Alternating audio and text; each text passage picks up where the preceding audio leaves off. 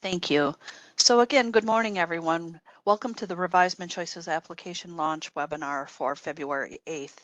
Our topic for today is transition instructions for MCOs and MCO delegates. And so that's where we will be starting. Let's go ahead and get going. So on this slide are the folks who are here with me for DSD. They will be able to answer your questions as you ask them. And so I just wanted you aware of who is on the call, since you are likely to hear my voice and then people answering questions. And I will work with policy to try to remind us all to identify ourselves by our name. So my name is Teresa Vanderbent. I'm with MnCHOICES Training, and I am the host for today's presentation. So as you heard when we started, this session is being recorded. We use WebEx audio. It will record and put this recording and the PowerPoint slides on a YouTube video. So you are all muted so that we don't hear your background noise. We're going to ask you to raise your hand to ask a question when it's time.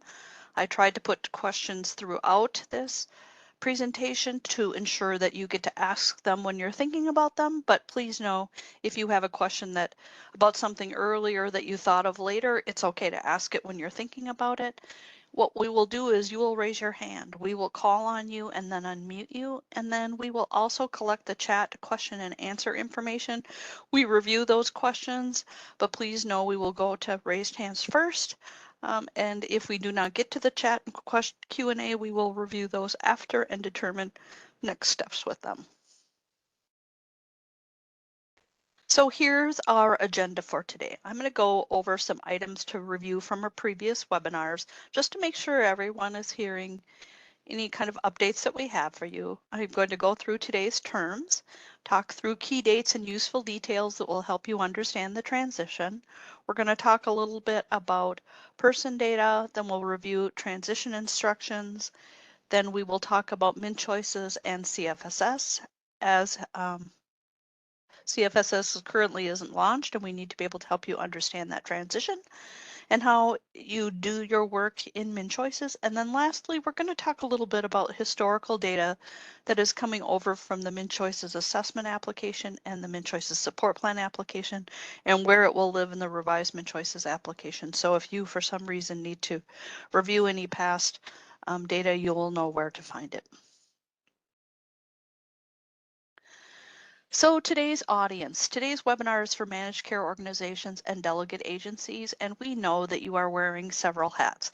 You are wearing the hat of care coordinator, certified assessor, and kind of case manager all rolled into one. And so we will, yes, so the question is, can county mentors listen to this too? If you're a delegate for an MCO, you are welcome here. You are welcome here. If you are not working for an MCO, just know that you won't probably learn anything that will be useful for just counties by themselves. So we really are going to focus on MCO, the MCO piece of this today. So hang on a sec, I'm going to put myself on mute. I want to cough for a moment. Okay, I am back. So let's walk through some items from a previous webinar. These are similar slides to what I went through with the county and tribal nations. So we are hearing from some folks about the person profile completion requirements, and please know that this is specifically related to them and not to the contacts. We are also aware of that as well. So this slide in particular is looking at the completion requirements for a person profile. You will see in this slide that some of the completion requirements are completed. They have a green check mark on them. The other ones have an open circle because not all of the required fields have yet been completed. Please know that completion requirements for the person's profile are all the questions that are marked required do not have to be completed. An email and phone number is the best example. If you are working in the person's profile and the person does not have an email or a phone number, you can leave them blank. It will not be a work stoppage for to leave some of them blank. Best practice of course is to complete the fields, but we wanted you to aware in all other places, completion requirements, everything has to be answered or you will not be able to complete your work. But this is one instance where that does not occur, so we wanted to make sure you are aware of that. I also wanted to make sure that you were truly aware of the Help Center resources that are available to you in the training zone. We have added this slide to one of the introductory slides in the access and navigation, but many of you have been training for a bit and I wanted to make sure you were aware. Why do these Help Center resources matter? I think that they're one of the best tools that this application provides for you. It gives you a place to go to get your questions answered, to walk through things, to say, I wonder about that, so let's walk through them. Current functionality, we will talk about this document at our mentor meeting on February the 22nd, but this document outlines items that do not function as expected and give you instructions to work around them. It will be updated and posted in the next week or so. Practice guides are probably one of my most favorite documents. They have been created for health risk assessment, an assessment, a MnCHOICES assessment, a support plan with a transition reason as well. And they really are a walkthrough of the entire form, field by field by field. So if you have questions about a field, you're wondering about why it is set up the way it is, while you're training your folks, have them learn to go to the practice guides to ask, to get their questions answered. It will be the fastest, most complete way to do that, and they will find it very useful. Smart guides are a step-by-step walkthrough of a form. So they're literally 2 pages, 3 pages about, depending on how long the form is. And they literally say, from the time you start the form, here's how you start the form, and it walks them through the form step by step by step. So if someone's having a hard time acclimating to using a form, they're not kind of being able to take the training and going directly to do their work, smart guides are a great way to help someone who needs to walk through it step by step by step.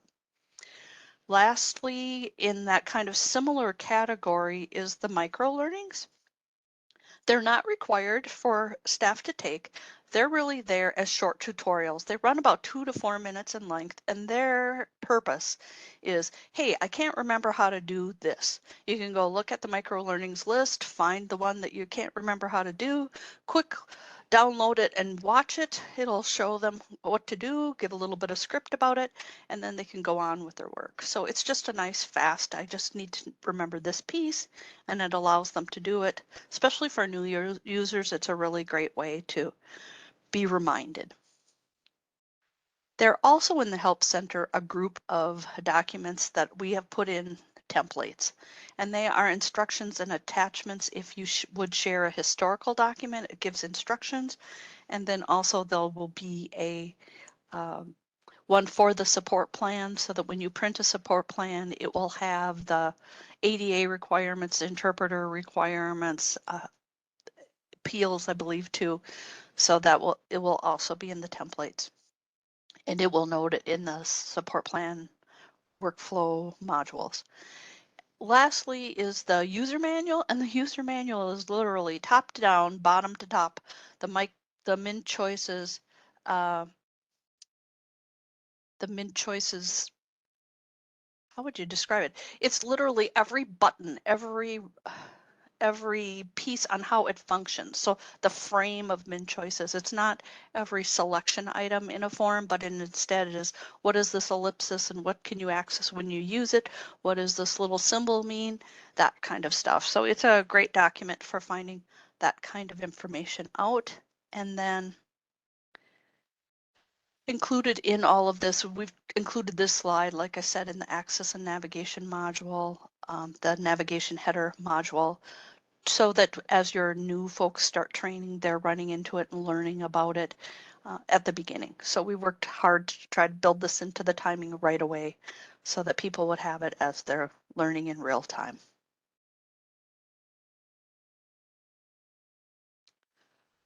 I was hearing some concern about care coordinators and certified assessor training, and we had created in a previous webinar a table, and I heard people say, gosh, could we have this table posted somewhere? So it has been posted to County Link. I just wanted to show you the difference between these three lines to help, I hope, reduce confusion. So if you're going to be working in the revised MnCHOICES application and you aren't certified to date, the top line is what you need to take just to kind of meet your assessment, MnCHOICES assessment requirement work, okay? You will note that access and navigation, the content for MnCHOICES assessment, and the workflow for MnCHOICES assessment are all included in MnCAT's Step 3 so that you're aware of that, okay? You don't have to take access and navigation again outside of it. It's all included in the certification. If you are a care coordinator that's not going to be certified, then access and navigation is done separately. And then of course, then the HRA content and the support plan content and the workflows for the HRA and the support plan. So if for some reason you have certified assessors who have completed support plans in the MnCHOICES assessment or are working in the working with MCO M&A information, the point of this is to say, what do I need to take for support plan training? So then it lists the support plans. So in this instance, you're up here, you're a care coordinator, you've completed your certification. What support plan training do I take? And the answer is this support plan training. And notice again, it doesn't mention access and navigation because you've taken it up here as part of your certification. So I tried to make that a little more clear. Whether or not I succeeded, I don't know, but I just wanted to point that out to you so that you saw it as well and knew where to find it. So we talked a little bit about the micro learning tutorials. They are in the Help Center. You can search in the Help Center, put in the word micro learning. If you want the whole list, you can literally copy and paste it from there and put it in a Word document so that you can hand it to folks. I know that's a question I've gotten in the past, and it really is an on-demand tutorial. It's not connected to training, though we have in a couple places put it into training to say, yep, you can take this. If you want to, take the micro learning to learn how it works. So again, you can see that we highlighted it in the navigation header module in the access and navigation training.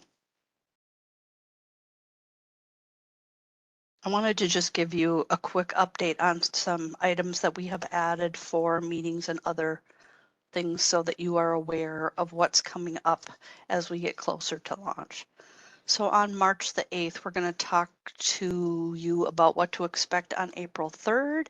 We are also going to invite security liaisons or any of your staff that are going to have that lead agency admin role to come.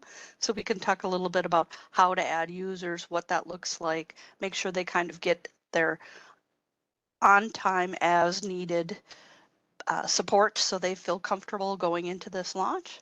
And then we're going to talk a little bit more about how the procedure to add agency staff, since you gave us all your lists in October and we're going to launch in April. We'll give you instructions on how to move forward with that then.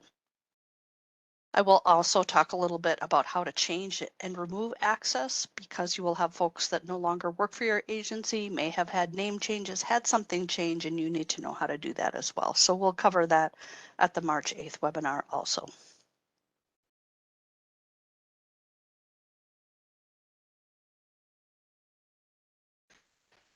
So for the launch webinars, we have added a couple of new launch webinars.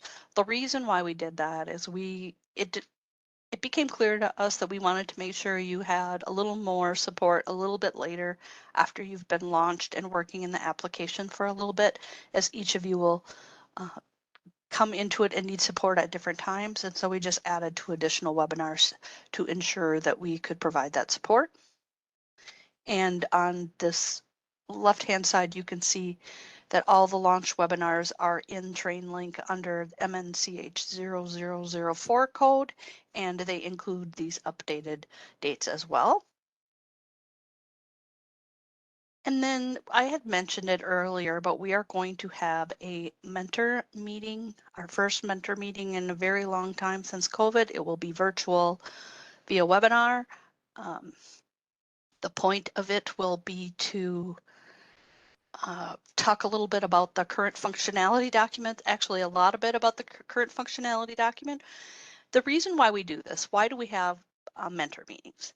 The reason why we have mentor meetings is to give you a chance as mentors to give you technical knowledge that you can then share with your staff, because your part of your job is about communication training and supporting users and doing troubleshooting. And so we want to make sure that you have the skills that you need, have the information you need to support your work. So the registration for this webinar is on MnCH0003 TrainLink site, and it will be recorded and the PowerPoint will be available for us. So if for some reason you aren't able to make it, or another mentor in your agency isn't able to make it, there will be a way that they will be able to sit and listen to it and follow along with it, have a copy of the PowerPoint themselves, and be able to move forward with it. What I am going to do is I'm going to do this last slide, and then we are going to go ahead and take questions. I don't have a break in here for questions, but we're going to switch to transition instructions, and I'm seeing a few small questions coming in through chat, and I just want to make sure that we don't get too far away from them. So let's talk a little bit about call-in sessions, if we could. So the call-in session purpose is really just a chance for you to ask questions. There's no structure to these. I may have updates from time to time. If we're hearing similar questions coming in over and over and over again, I may have 3 or 4 slides where I just say, hey, here's your current questions, here's the answers. But they really are going to be just a time for us to talk to each other, for you to ask questions, and for us to help support and provide answers to you. So these sessions are, the first one is a little shorter. It's about an hour. The rest of them are an hour and a half.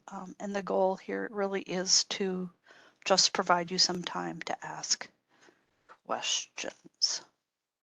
So I think before I start this next piece, which is walking through the transition instructions, I want to make sure there aren't any questions that we need to get to. And so Beth or whoever is monitoring the chat or people's hands raised, do we have items that we should go back and cover to make sure that they are answered before we get any further? I am not seeing any hands raised at the moment. And then I'm just going through questions really quick. Can you please clarify if we're already certified and will not be using MnCHOICES assessment prior to launch, what we should be working on for a refresher? So for a refresher, if you're a mentor and you've already taken the access and navigation, the HRA, the assessment to content, support plan content workflows, here's what I would recommend that you do. Very little has changed in access and navigation. Content modules for both the HRA, the support plan, and the assessment have not had any major changes. Where I would recommend that you spend the time specifically is I would have you review the support plan modules, specifically the My Supports, or the one that's about I think the services and supports, but I think it's called My Supports. I was going to go grab County Link so I could tell you. And then the other one that I would spend my time on the support planning side is, here, hang on a second, I'm trying to, whoops. I've got symbols in front of things, so I can't tell you how to I can't get to them. So let's go here.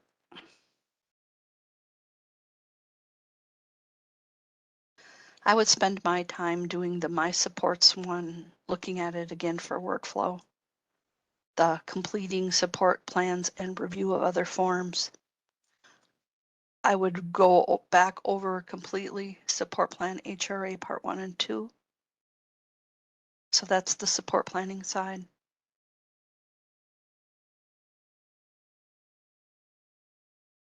on the assessment side, on the MnCHOICES assessment side.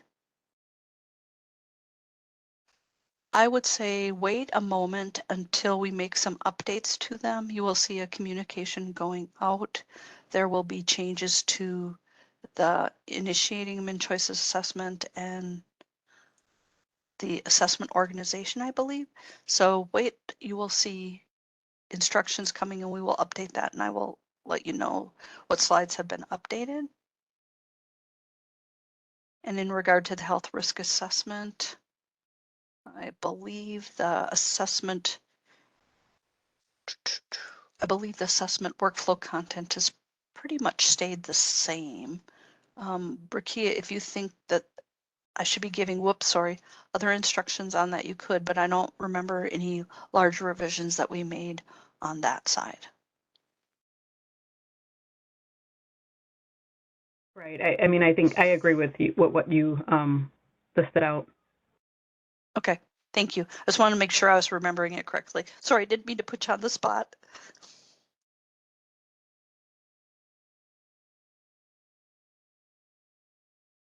Other questions? Okay, Teresa, we have a, yep, Jessica Mickelson is online. I'm going to unmute you, Jessica. Hello.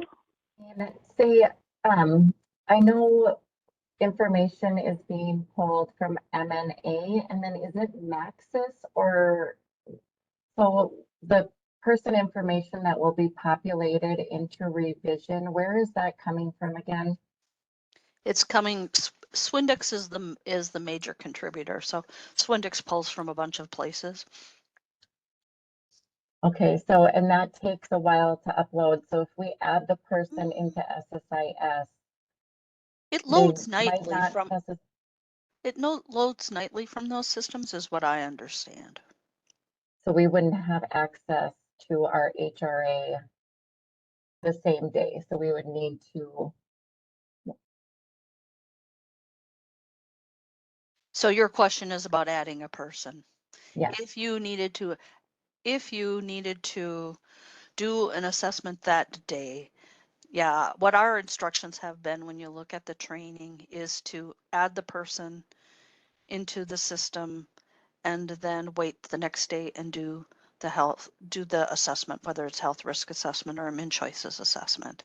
If for some reason you need to do it specifically that day, then you would have to have the person's social security number or PMI and enter it if that person didn't already exist in the system, if that it didn't exist in the MnCHOICES database. So as long as we have the PMI or social, we should be able to add the person yep, ourselves. you will be, yep, correct. Okay, thank you. We just would need you to be careful with PMI, right? So you don't accidentally create a duplicate one. Right. In error. But yep. Okay, thank you. Yep.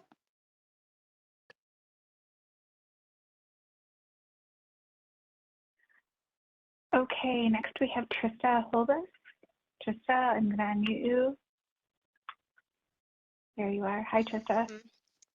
I just wanted to clarify. So for a person who is going through like new training as a candidate to be a certified assessor, if they're completing steps 1 and 2, and then the secret links for steps 3, take the test, become a certified assessor, then they do not need to take the MnCH 900 access and navigation course.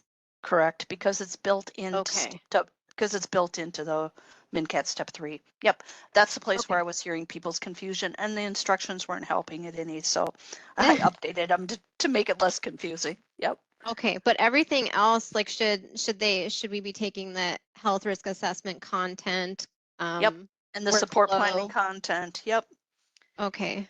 Do Yep. we And have to take support plan and rates workflow as well as the support plan content? So if you think about it, so let's go look at it for a second, because the goal of today is to really help make sure everybody kind of understands where they need to be, right? So if you're only doing HRAs, the support plan HRA is sufficient.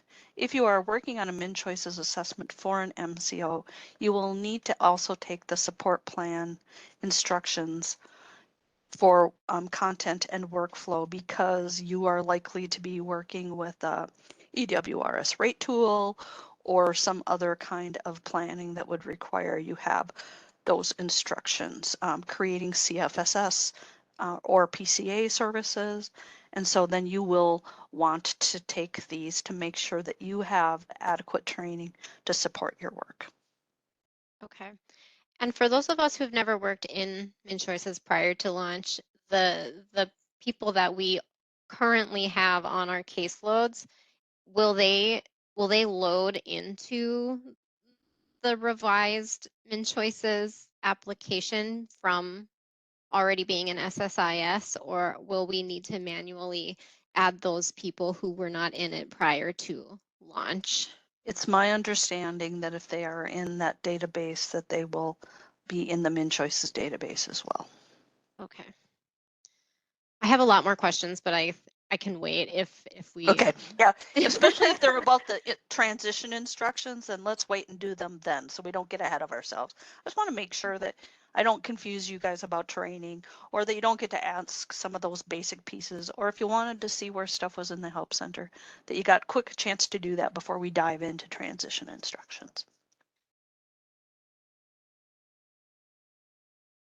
Thank you. Yep.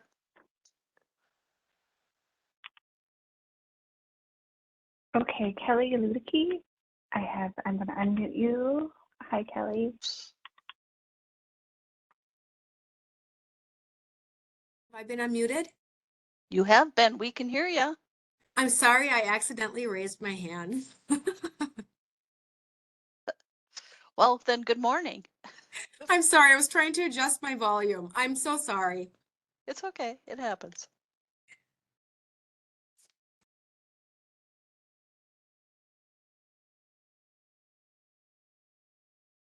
Are there any other questions, or should I proceed?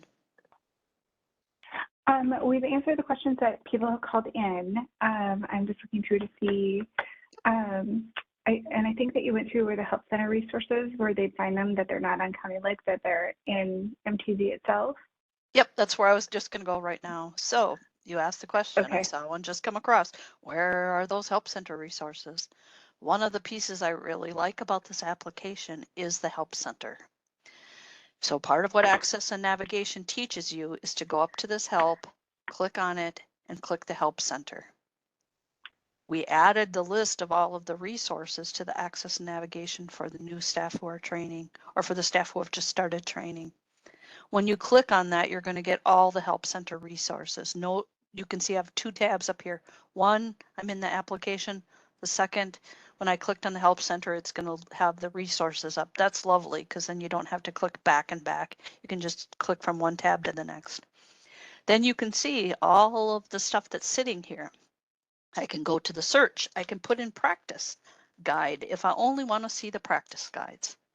And there are all the practice guides for each of the forms. I really do recommend as mentors, when you've got questions and your staff are asking you questions about these forms, that you review these and you have them review them. The sooner people can get used to using these forms and knowing what's in them, or sorry, these documents and using them, the better it will be for all of you. It'll give you a quick way to answer it. You won't have to submit something in. You'll understand what it has. And then so I'll show you where, if you put in Smart Guide in the search, it's going to show you all the Smart Guides.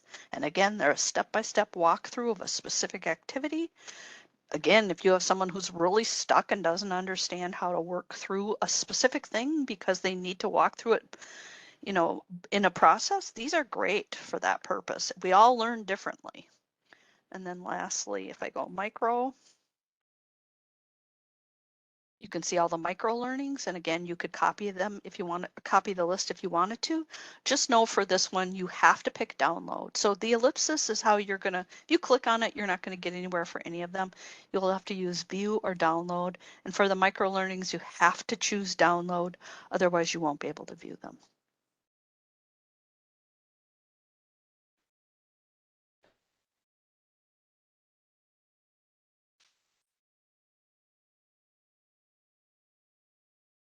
So can we go back to trainings? So for the call-in number, for the call-in sessions, do they need to register so the pre and post launch sessions that we have coming up? I would always suggest you register because then you know that you will be getting the instructions from TrainLink the day of. It's just good practice to do that. And then you also have it in your TrainLink transcript, which I don't think hurts either. So that's my preference. If you don't, you may not get instructions. Usually TrainLink sends out the, yep, here's your reminder and here's the instructions, as well as you can go to TrainLink and see the instructions are there in one of the tabs. So I wouldn't always rely on us to send out a message. I think it's better if you you register for TrainLink and use TrainLink.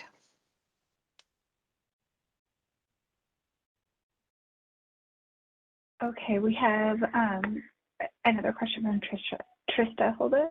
Trista, I'm going to unmute you. Hey, Hi, Trista.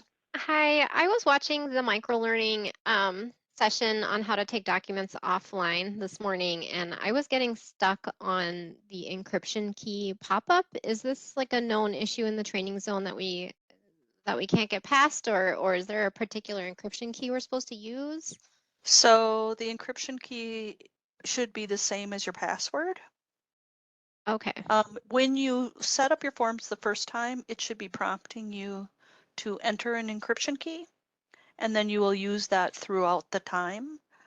If for some reason it doesn't do that, you should be reporting it. If it didn't prompt you when you first did it, then you should be reporting that in, but it should prompt you for your encryption key.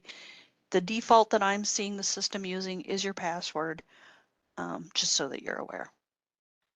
So when you create a new form and you're filling in the fields, you're supposed to get a pop-up that asks you to create an encryption key? No, so the first time when you go listen to the training too, what'll happen is when you create here, I'll quick show you, and then we will, after this, Beth, just so you know, we'll go back through training instructions. I don't want to get us too far down the field. So when you'll use this filter to check out a form, because it isolates what you want to check out, you'll then go to the ellipsis. So of course I don't have one that I can check. It isn't going to let me check this one out. Sorry, it has to be in progress.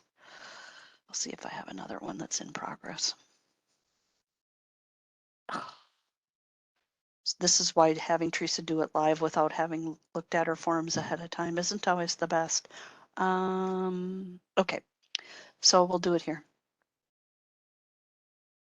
So you'll check it out.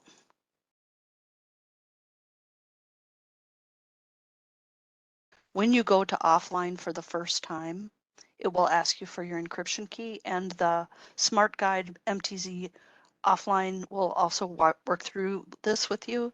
Anyways, it might take a little bit because of course I'm doing it live. You'll get prompted to enter an encryption key.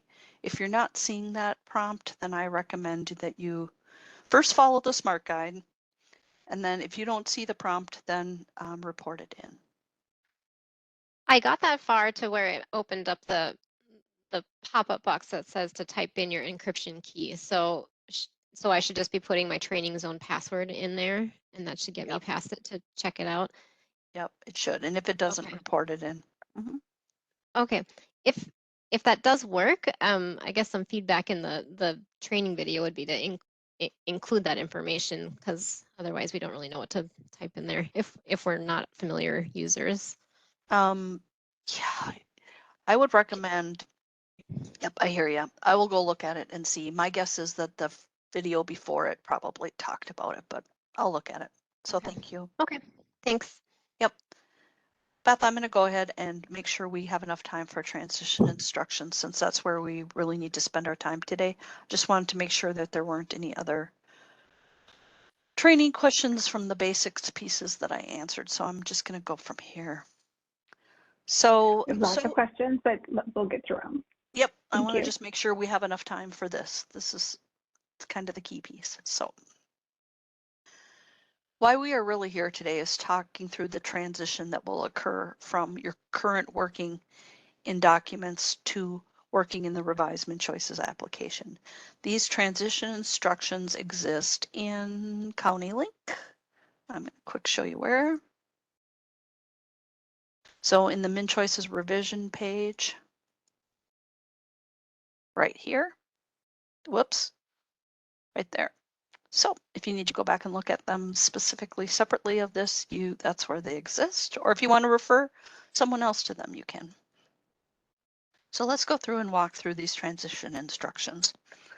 Some terminology you may hear me use today. So just to get us all on the same footing, right?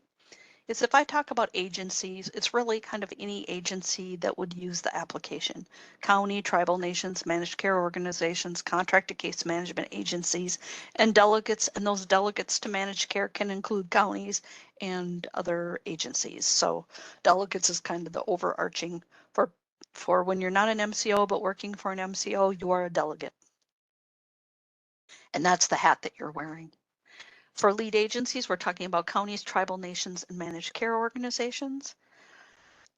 If I use the term MNA, just so you know, it means the current MnCHOICES application. If I use MNSP, it means the current MnCHOICES support plan application. And the revised MnCHOICES application is the application that we're launching into. It was developed by FEI Systems and DHS. FEI Systems is the vendor. So one of the questions that we're getting as part of this, I wanted to make sure that I talked through to make sure that you understood before we got any further, is sometimes there's confusions about what is a form. If I use the word form, so it's kind of the continuing on the idea of making sure you understand terms.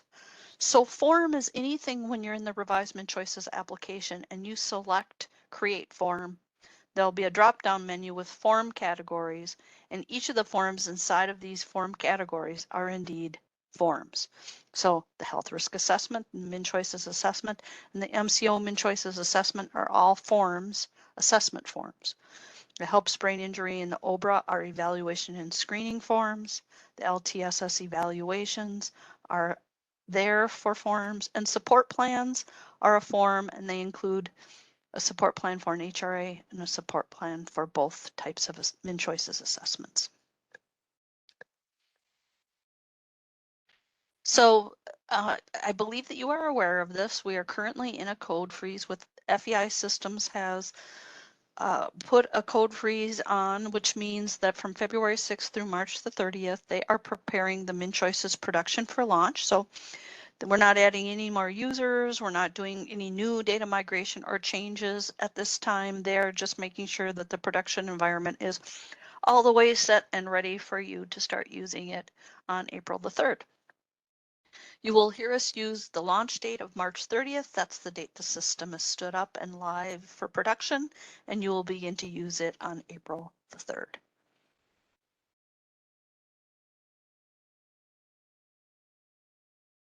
There will be a transition period. The transition period currently is April 3rd through June the 30th. That is a time where agencies will complete their existing work in the MnCHOICES assessment and support plan applications, and then we'll continue. You will all move to doing your work in the revised MnCHOICES application.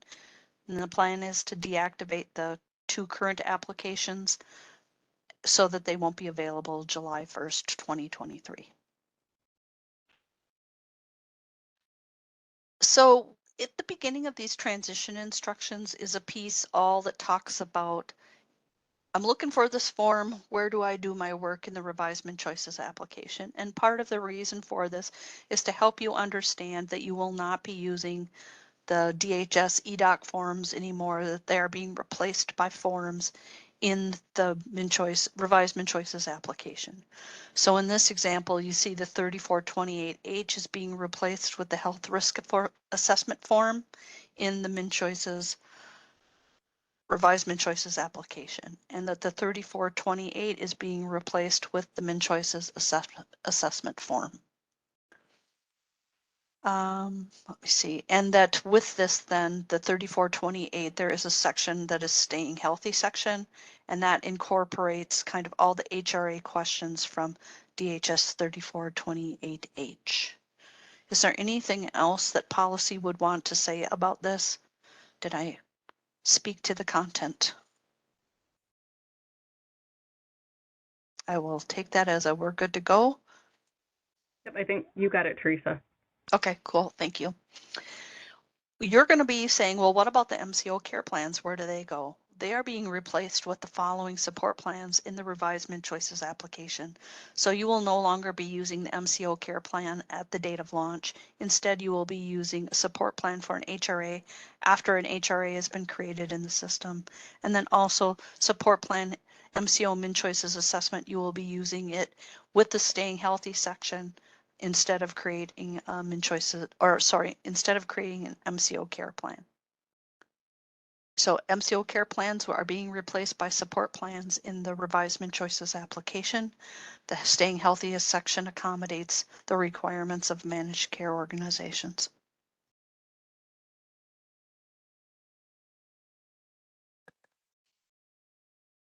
So the 6791A, the Community Support Plan CSP, is being replaced by the MnCHOICES assessment summary.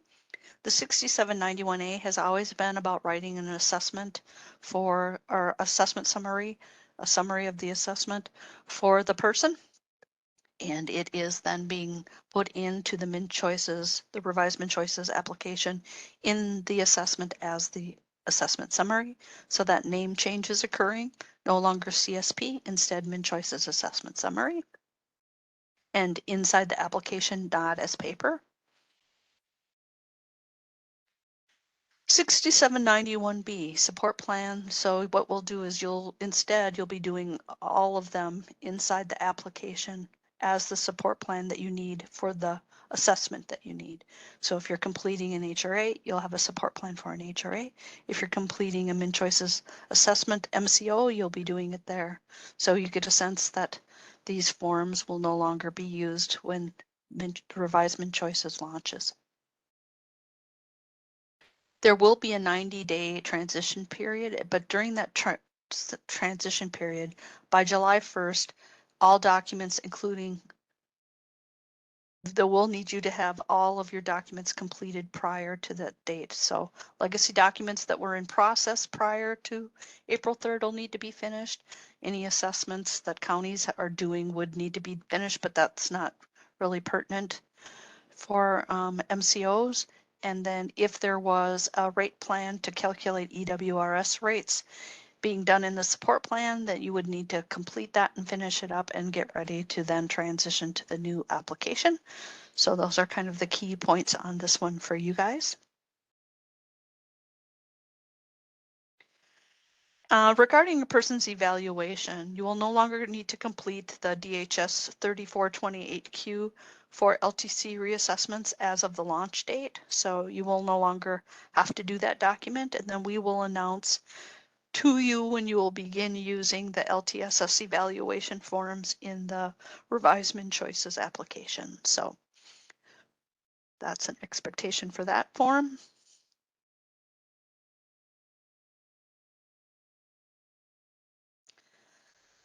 So we are calling any kind of paper forms or forms that have been created, in this case, an MCO care plan, our legacy forms. And so the current MCO care plans will be considered legacy. So after June 30th, 2023, changes to an existing care plan will occur in the legacy plan until an HRA or a MnCHOICES assessment is completed in the revised MnCHOICES computer application. So if you have changes that you need to make, you can make them in the legacy documents, but once an assessment, an HRA or a MnCHOICES assessment is created in the revised MnCHOICES application, you can no longer use MCO care plans.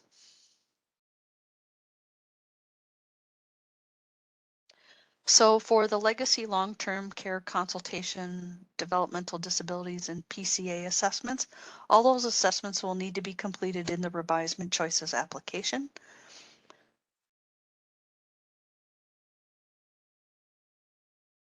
There will be a communication going out updating the efficiency memo, but that will not affect MCOs. That's why I hesitated for a moment to cover it. This is specific to counties and tribal nations. So when MnCHOICES support plan, so that computer application MNSP is retired and you have a rate plan for an EWRS rate tool and it needs to be edited or updated, after July 1st, you'll be doing it in the revised MnCHOICES application. And so the practice guide support plan with transition reason will give you very good guidance on this. But what you will do is you will create a support plan and you will choose transition plan for the reason. And this is also covered in the support plan workflow training modules in that completing a MnCHOICES support plan module. So that's how you'll do this. So if you have an update to those rate plans that were created in the support plan as rate plans, you will then, after July 1st, create a support plan, pick transition plan, and it will let you create it there. And so you'll use that reason for support plan transition reason to make any changes, like I said. It'll permit you to create services and calculate a rate, use the EWRS rate tool, and it can act as then again as an addendum. So just so you're aware. And then you'll have to determine if the changes were necessary that require the document to be re-signed. And if they do, then you'll need to facilitate that.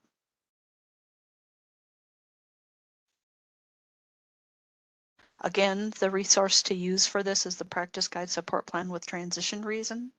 It's a good time to go in and look at that. And then please know that I marked in here that for the module completing support plans, you can review slides 14 to 16.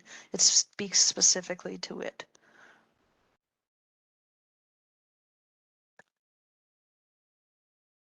The other piece that you'll need to know to do if you need to make any changes to an EWRS rate tool by using that transition plan reason is that there's an EW customized living and foster care worksheet that will exist in forms. When you go under support plan, you'll find that worksheet. And the reason why it's there is to help you calculate a person's monthly cap for either foster care or a person's daily and monthly limits for customized living, because it's no longer connected to the support plan, right? You have to know what the limits are so that you can work on the tool and make changes to the tool. So it's there to accommodate you so you can do that. It has a good overview. It walks you through the steps, and it will determine if a person is eligible for 24-hour customized living as well. And again, the instructions on it and kind of to help you understand it is in that practice guide support plan with transition plan reason. So I think I am going to stop there.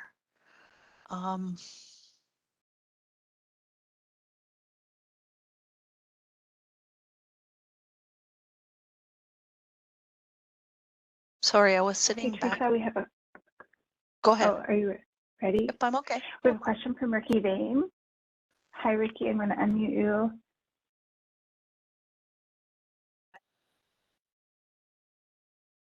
In regards to this transition plan, when we hear the words legacy documents, we're referring to the current LTCC and current collaborative care plans.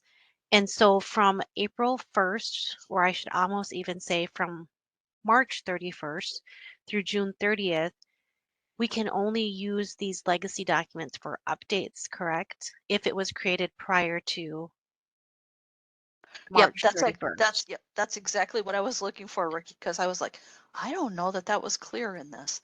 So Yeah. I'm So we going back couldn't. to the transition instructions to look at it. So all new assessments, that includes health risk assessments, as of April 3rd will be completed in the revised MnCHOICES application.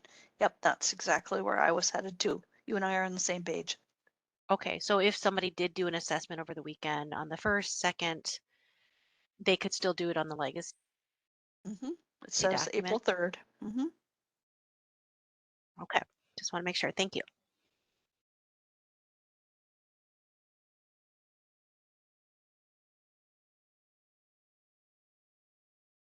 Okay, Teresa, we have a question from Ruth Rowenhorst. Hi, Ruth. Time last week when we were talking about the like disabilities unit type reassessments, you had said that reassessments can be done in the old system, kind of transitioning over because they're not going to take that 60-day timeline as long as that timeline is done. Can the health plans also, when we're transitioning, because these assessments and support plans are taking so much more time in this new system, can we do some of the reassessments during this transition time with the old forms?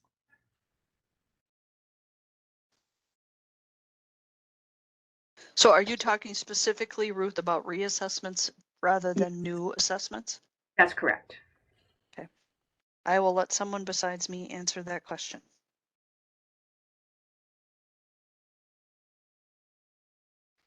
And my guess is they're consulting with each other about who will answer.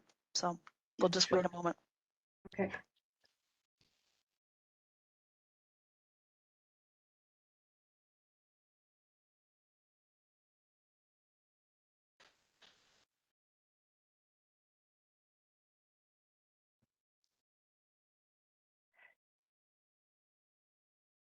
So Ruth, can you rephrase your question for us? Sure. So during this Please, transition thank period, you. during this transition period, there's that 60-day window or whatever till June 30. We don't need the old system for health plans because we've never been in the MnCHOICES part for that, except for the rate tool. So my question is, when it launches on April 3 and all new assessments need to be done in revised MnCHOICES. Reassessments, however, if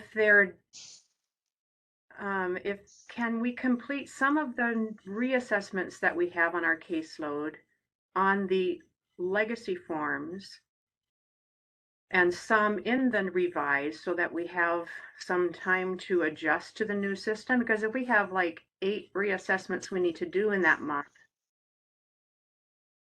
with this new system and not knowing it well, these assessments and the support plans take so much more time. Can we do some in the new system and some in the old to give us time to adjust?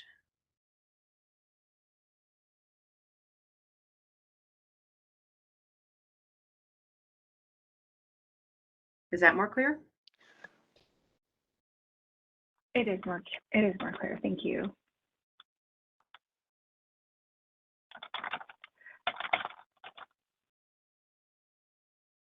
Yeah, I think folks are wanting to take that practice to have a little bit more conversation about it with an MCO specific lens. So let us take that back, and we will get back to you with some more information regarding what our recommendation is. Okay, thank you. Yeah, and the question and answer part last week, permission was given in the legacy system to do some reassessments in the old system, in the old MnCHOICES system during that transition period. So I just wondered if it was also going to carry over to health plans. Yeah, and the purpose. And you're right. That's it. Yeah. Oh, go sorry. ahead, Beth. I was saying you're right. That is what we've talked about, and we did say that last week, and so that's fine. It's just when I said just take it from an MCO lens to make sure that we've got everybody on board with that for your work. So okay, we'll get back to you. Thank you. Teresa, go ahead. No, I wasn't going to say much more than that.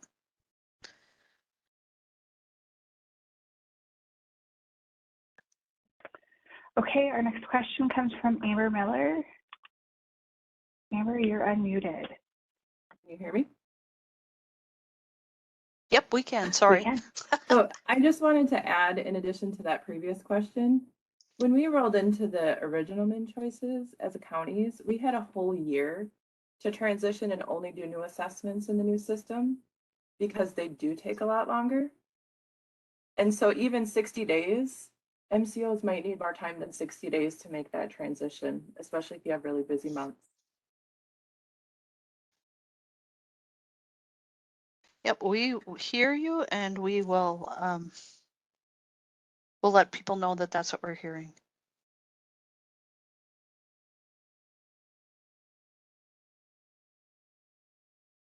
So I heard you say that you feel like MCOs may need more than the 90 days. I think so. The counties took a really long time to roll out, and they were taking a very long time. Yeah, part of that That was rollout part of got, it. yeah, part of the MnCHOICES assessment rollout and why that got elongated really was more about the system. So, but But yep. they were taking a long time. Like we wouldn't Yep. have been ready in 60 days to go 100% back then. Right, but our system wasn't ready, is what we're trying to say. So No, but this I'm saying system will us, be we ready. weren't ready in 60 Yeah. days. They were taking us a really long time until to meet timelines. It was helpful to Yeah, be able to nope. just some on paper. We'll totally take it back. Thank you. Yep. Yeah. Okay, Ashley Horak. I have you next on my list. Hi, Ashley.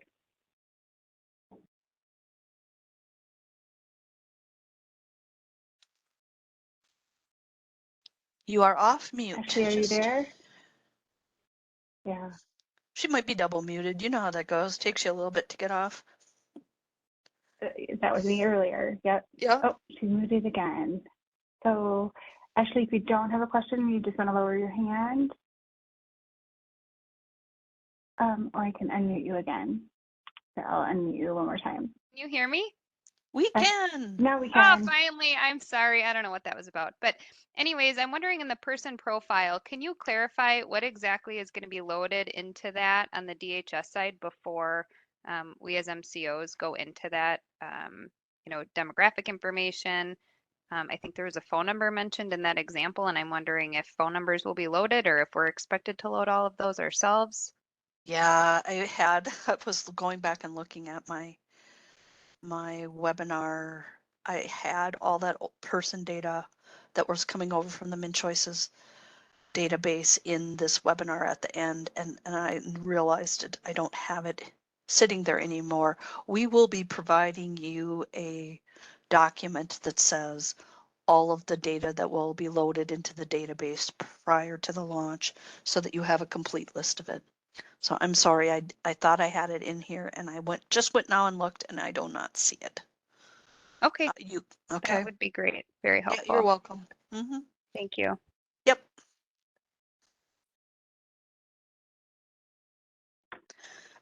So Okay, to Ashley's point, Ashley. yeah, so to Ashley's go ahead. point, quick, just so what she's saying is that because there are people that already exist in the database, in the Swindex database, they will be loaded to MnCHOICES. That data will show up in the person profile. What she wanted to know is what data will show up, and that is a document that we are creating and we will be loading to the Help Center, I believe, so that you can see that what data will populate into the person profile. Go ahead, Beth, sorry.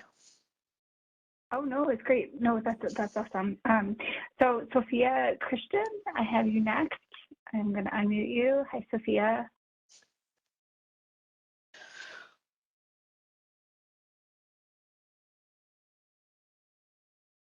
Oh, Sophia, you're muted again. I'm going to unmute you one more time just in case we're having the same issue. Hi, Sophia. Are you there? You're unmuted.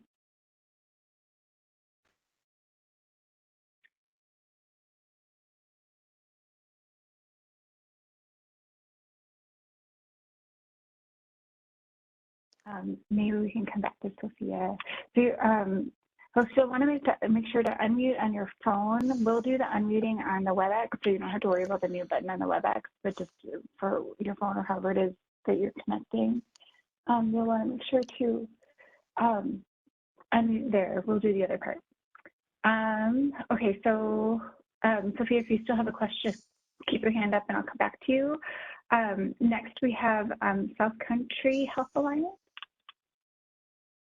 Hi, South Country. This is Kirsten from South Country, and I was seeing different questions coming through in the chat, and one of them was regarding enrollment, and I felt that this has been kind of addressed multiple times in multiple webinars, but I just wanted to confirm, based on our understanding, that enrollment processes for MCOs to their delegates will continue as they currently did, that they're not going to get anything specific through MnCHOICES that will tell them that. It will be their MCO advising who their new enrollees are, and then they will go into MnCHOICES to find those folks.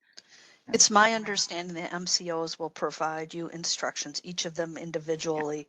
Yep, for the enrollment process and what will occur, whatever that looks like. Yep. Yes, That's the okay, 'cause MCOs what to I provide the was instructions. wanting to Yep. confirm, DHS isn't advising on how we do our enrollment. It was Nope. really that Nope. you would go to your own MCO. Good, thank you. Yep.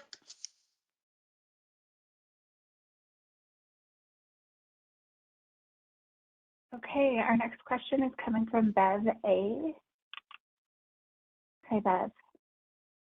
The health plans have access to MnCHOICES, or will we be having to print everything out for them to look at to review, like the support plans and things like that?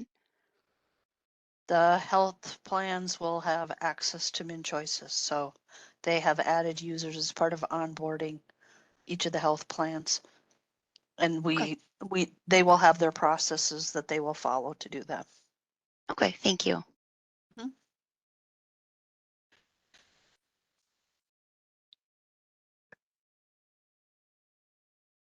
Okay, Dorothy Ball.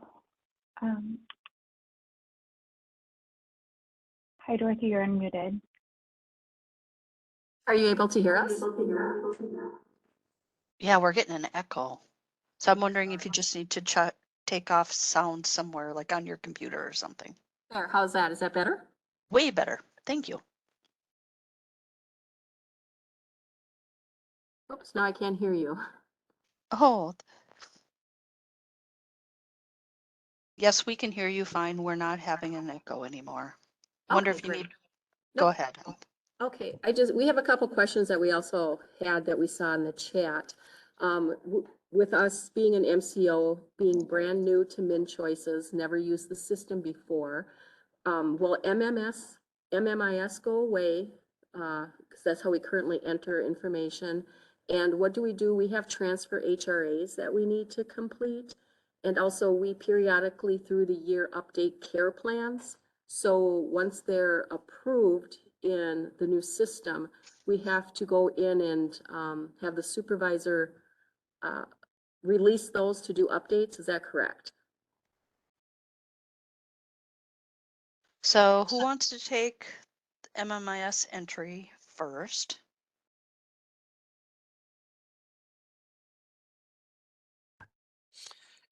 This is Sue Cavenger. Are you talking about assessments for EW, open to EW, or are you talking about HRAs? HRAs, we don't do anything with elderly. Okay, just currently the plan is for you to not enter HRAs into MMIS once you enter it into MnCHOICES, because the data will be available in MnCHOICES. Okay, so that's the LTC is the same as the HRA then? No, the LTCC is for seniors. No, I'm talking like the 3427 form that we currently use. That's a screening document. Okay, does that still get entered into MMIS? If a person is being for waivers, yes. We don't do anything with waivers. We do nothing with MnCHOICE. If it's just an HRA, no. Currently the plan is to have you not enter those into MMIS once MnCHOICES launches. So then the information that DHS pulls is then from MnCHOICES instead of their system, their MMIS system. Will that be, is that correct? Okay, so then we do not need to fill out the 3427 form any longer because all the information will come from the 3428. Yeah, when you say 3427, I believe why you were filling that out was for MMIS entry. Correct. Correct. And so we no longer after April 3rd will need to do that. Correct. For an HRA. Okay. So then the other two questions you had was one about when you need to do transfers. So are you transferring from your agency to a county to another MCO? No, what'll happen is we will receive a member from a different delegate with a completed HRA. Then we have to contact the member, review the previous HRA, and complete a transfer HRA. We currently don't enter it into MMIS, but it is a required document through our MCO, or will we be getting direction from them on that? So you're only hearing me silent because I'm Yeah. waiting for someone Oh, to answer there, back. the whole issue Yeah. about transfers, there is a process in MnCHOICES, and we'll be reviewing that with our MCO partners, and they'll be providing direction on that. But if you think about it, a lot of that transfer process was to get that information to the new entity. Well, if you're all in MnCHOICES, you all be able to see that information. So it's more of a communication.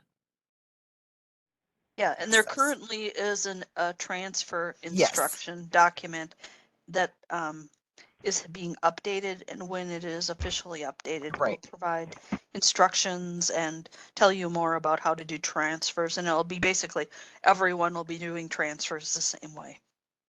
Correct. Thanks, Teresa. Yep. And then That's- my last question was, periodically we do quarterly check-ins with our members, which is required. So once a care plan is checked in and approved, it will have to be, the supervisor will have to release it so they can update it on their quarterly check-ins. Is that correct? So so if you think about it this way, the document, the support plan HRA, has been created in the MnCHOICES application. And if what you need to do, are you asking about revising it at that point, which is how we would be thinking about it? You would do a revision to the plan if it No. was needed. No? No, once they complete a care plan for the member, they check if they're going to check in with the member every 3 months or every 6 Yep, months, which best practice is every 3 months for us. So what they do is they go in to the care plan they created at the initial assessment, and at the 3 month, 6 month, 9 month, they go in and add notes to that, and they update the care plan as needed. Hmm?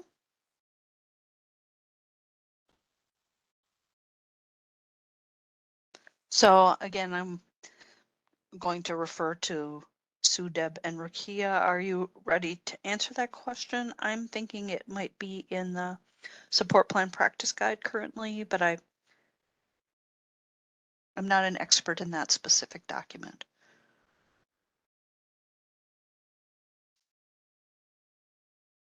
And is it something that we need to come back to answering either later or to bring back to Dorothy?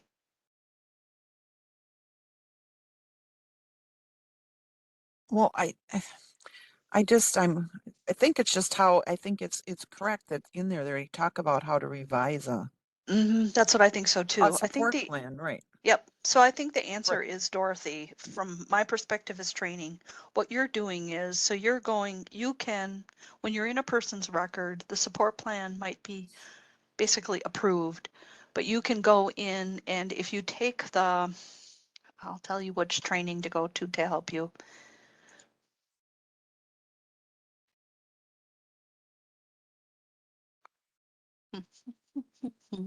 This completing support plans and review of other forms, this last module in the workflow, talks about how to revise a support plan. So basically what it allows you to do is copy that data over into the next support plan and then to do any updates to notes, as well as if you need to make a change to the plan, you could make it. And so I was only hesitating because I just needed to make sure there wasn't any other kind of MCO specific instruction before I hopped in and said, here's how you revise a plan. Okay, and the care coordinators themselves can go in and unapprove to update? 'Cause I You thought would in some- just, if you go in and take this, you'll see that there is a place to pick revise. And then when you pick revise, it will create it'll copy over information and then you can update the plan. So yep, if you go take this module, it'll explain it and then you can practice it in the training zone. And my last question, since we're new to MnCHOICES, we won't have any documents in the system, so everything we do will be new. Right. So we can be working on all our legacy documents until we create something in MnCHOICE. Yep. Yeah, what you heard in the instructions, yep. What you Okay. heard in the transition instructions is everything that's in your care plans that are in legacy. If you need to make revisions to them, you'll make them in legacy. It's once an HRA or an assessment is created and then you then create a support plan, then you have to do it all in the new system. Can't go back and use paper. Okay, thank you very much. Yep, you're welcome.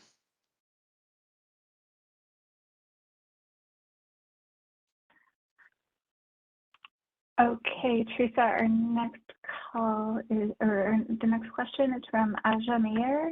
Hi, Aja. Hey, can you hear me? We can. Yeah, I just had a follow-up question regarding the MMIS entry.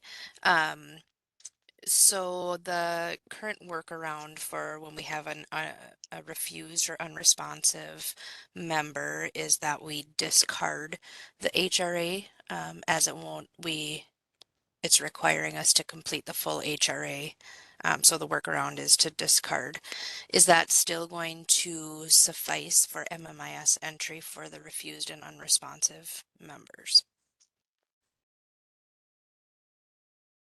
This is Sue Kavendru. Yes, that is the plan. We've been working with health plans on how to find that data in the all data support plan. Data they get.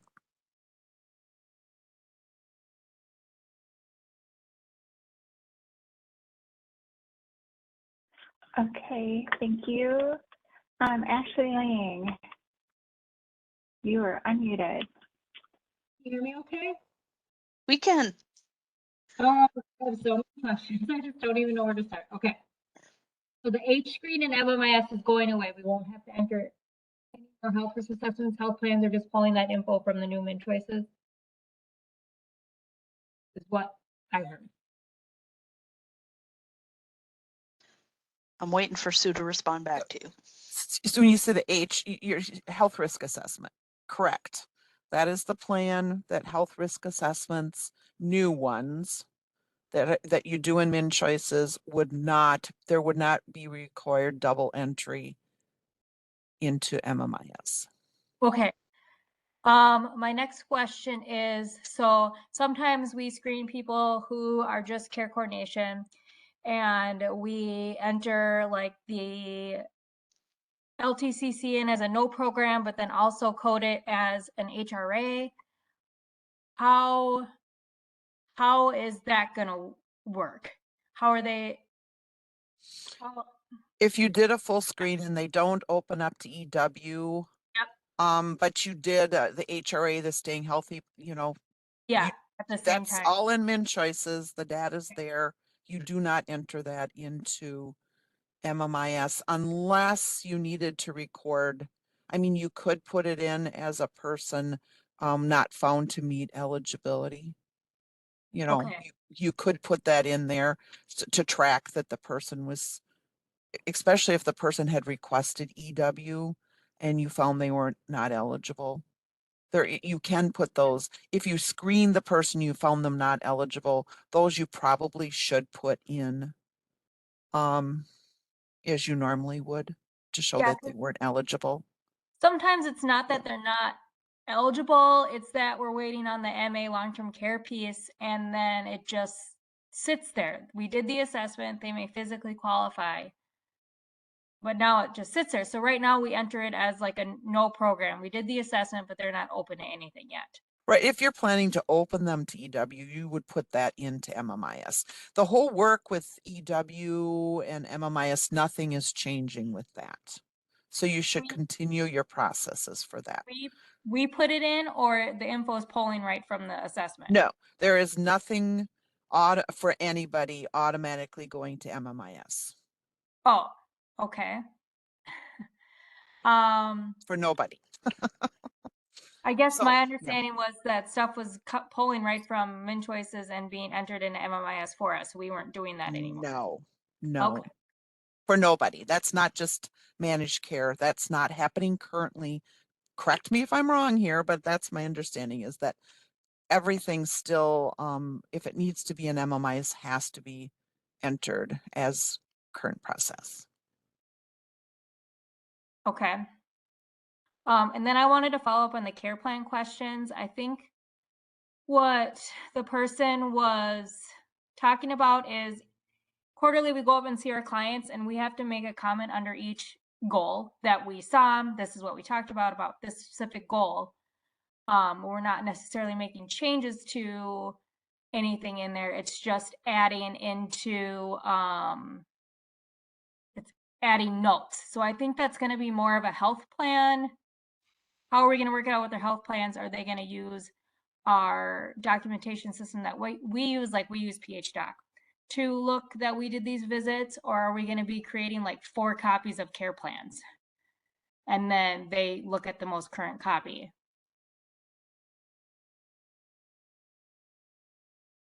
Does that make sense?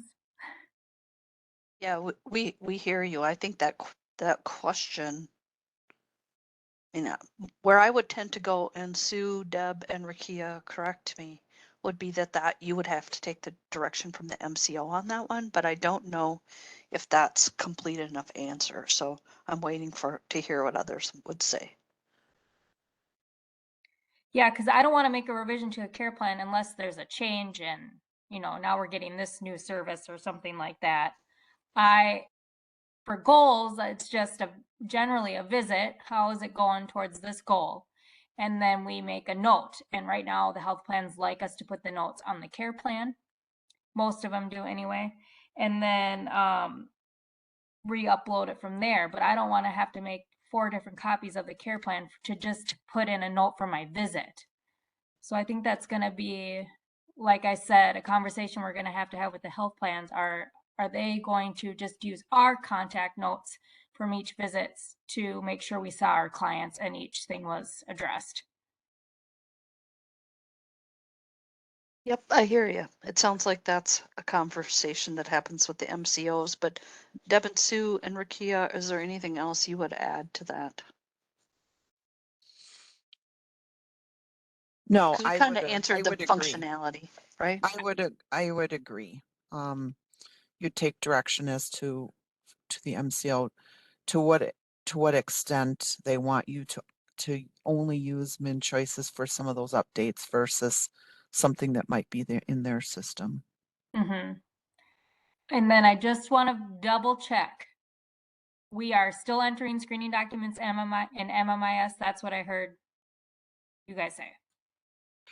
For people who are on EW and waivers, not HRAs. And HRAs are just pulling that info from the assessment or from the system, MnCHOICES system. Yes, currently that is what has been directed. Okay, that's all I have for now. I'll probably have more later. So Beth, how many more hands do we have up? I want to make sure we get through, just so people know what historical data is going to be sitting there. That's kind of the next piece, but I want to also make sure we have enough, and then we're going to go through kind of talk about CFSS and a couple other things. So I want to make sure we have time for that. We have quite a few hands raised still. Ashley and Dorothy, I'm not sure if you have new questions. You might want to lower your hands if you don't have questions still. Otherwise, put in the chat and I can do it. But we still have. Can I ask a few more questions, or have a few more folks ask questions? Ask a few more questions. I just want to make sure we are good with our time, so we leave time because there'll be other questions. Yeah. Okay, so Heather Pengilly is the next. Heather, you're unmuted. Till launch. At what point will we get unified, clear instructions from the managed care organizations that we work with? And And then the next question that I have is, when and how will we get all of this, all the questions that are in the chat? When will we get answers to those? So regarding the questions in the chat, most of them were asking out loud. If they're specific to an agency, we'll be answering them directly. I don't know that we would necessarily post them for everyone to see if they aren't specific to everyone knowing. Most cases, the questions are answered in training or in guides, so that would just be my general answer back to you in regard to unified clear instructions for MCOs. I think that is something that you need to post to the MCOs that you have contracts with.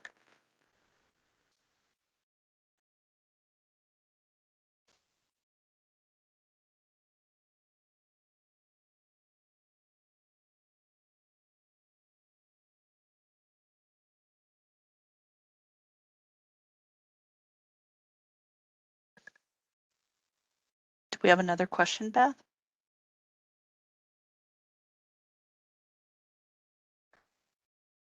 Sorry, Teresa, we do. Jessica Nicholson, you are Hi, unmuted. so this is a kind of a question from Access and Navigation, the MnCH 900, and somebody briefly brought it up, and I just want to make sure I'm understanding. So when when a person transfers from one county to another, so they physically have moved, can we create their forms in revision, or does the CFR have to create or like reassign the location to the new county of location? You will get instructions when we have updated the EDOC 6037, and it will have the instructions on what to, for the revised MnCHOICES application. We are right now revising it, making sure all the instructions are correct, that they include managed care, and so all that's coming. We are actually right now in that module making updates to that section on transfers because the form has been updated. So it's coming. We just haven't had the answers to it yet, and we are in a place where we're getting closer to be able to communicate it. Okay, I sure hope that we'd be able to at least this initial year, because I just think with, you know, all of the newness of this, if we're not able to create our own forms, if the person is here and we're having to outreach to the CFR, it'll just delay things, but I'll wait for the 6037 to get that answered. Thank you, Teresa. Yep, you're welcome. Thank you, Jessica. Okay, Lydia Layton, you are unmuted. Hi, I was just wondering where we could find the MMIS directions for our team members for the MnCHOICES application. So specifically in regards to, I just want to make sure I understand. Sure. So like, for instance, entering like an HRA or a refusal, where I could find out like what needs to be entered and what doesn't. Yep, I hear you. Okay, thank you. Thank you. Yep. Are you guys ready to answer that question? Is it in the managed care questions? Yeah, Teresa, I can take that. So we do have, if you go out on County Link and you look at the questions that are asked by MCOs about the launch, there is a section on that FAQ document that speaks to MMIS entry. And so there it talks about the different screening docs and what still needs to be entered into MMIS. And you can find that FAQ document again on County Link. Oh, thank you. Thank you. Yep, that's why I thought it was thank worth. you, Rakia. I was this assume. I was just going to say, oh, we need to find where that is. I know it's there, so thank you for that. Yep, so it's right here. Can you could I have the link for that by chance? I'm trying to find it. I can stick it in. Well, Thank you. I don't know that I can put it in chat. I was gonna say I can, but I don't see chat the same way you guys do, so I don't think I can. Can someone go to County Link and put that in chat, please? And then I think we need to get going, and then we can come back to if there are still more questions. I just need to make sure we get through the content. So we don't want to have people not hearing everything that they came to hear today. And I will work to make sure that we save some time at the end if at all possible. So sorry about that, folks. I'm just looking at the amount of content I have to go through and where we are at for time. So I'm going to briefly go through the historical data that is coming over from the 2 computer applications and where it will live. The first thing you need to know is there are no DHS requirements for lead agencies, MCOs, to scan or load their documents into the application. So you will not have to scan or load legacy documents, all those ones that we've talked about, Collaborative Care Plan, 6791 series, 3428 series. They will not have to be loaded into the application. What we're going to show you is for forms that have been created in the MnCHOICES assessment and support plan applications. They will be available. Some historical data will be available in a person's record. So what we are doing is we are going back to and we are creating historical PDFs from November 1st, 2019 through the launch date. And then a poll will also happen for that transition period after the transition period is done, after that 90-day transition period is done.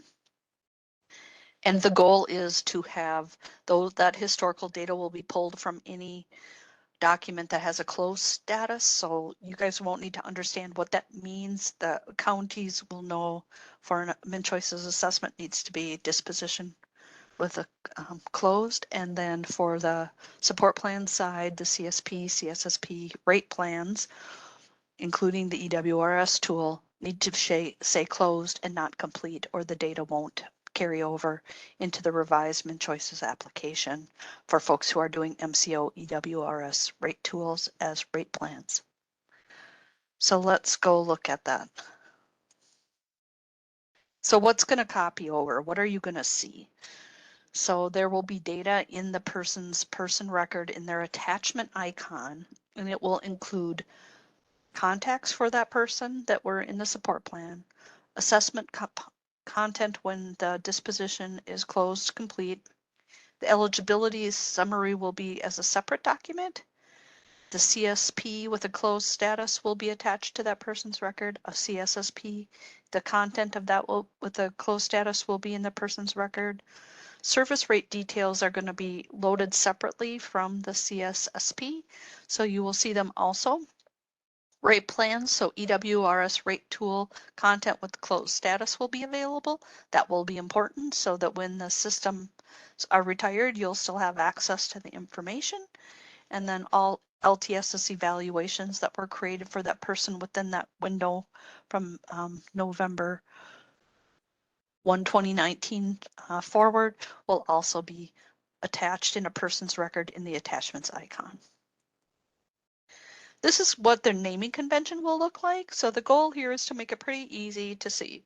So in that attachment screen, you'll see the name of what the document is, the person's initials, the form ID number from the system that it came from, and the date. And so they tried to make it as absolutely easy as possible for you to be able to see what it is. Again, this is here just as a reference so that you have a sense of when you're looking at it, what you'll see. If for some reason historical documents were needed, you had to attach, you needed to give them out to a person. So maybe you have an EWRS rate tool that needs to go out to a person. You will need to review the instructions and see if you're required to add the attachments. The template attachments are specifically things are maybe the notice of appeal or the right to appeal, ADA requirements, interpreter services. That's what these historical attachments are, because the printed document will not have it. And so we are required by law to include it. And so you will need to follow the instructions that are in the help center for the template. And again, there are instructions here. And then there are 2 different documents depending on where the document came from. I want to make sure we have a chance to go through a couple other launch questions. And so one thing I wanted to do is talk a little bit about discard. So you'll follow, you'd heard us talk a little bit about, you asked, can you discard? Yes, this has the ability to discard. So basically we're just saying, yes, you can. And then you learned the MMIS piece and we showed you where the instructions will live. And then if you need to make a referral to the county, you will follow the MCO policy on that.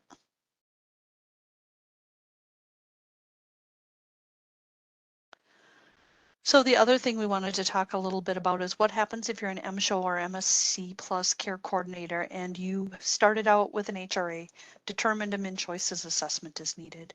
And so what we're telling you here is that you'll discard the HRA form, create a MnCHOICES assessment, and indicate that you're the care coordinator.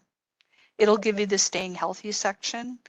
When you do that, when you say, yes, I am care coordinator and need the staying healthy section and you click yes, then it will show up.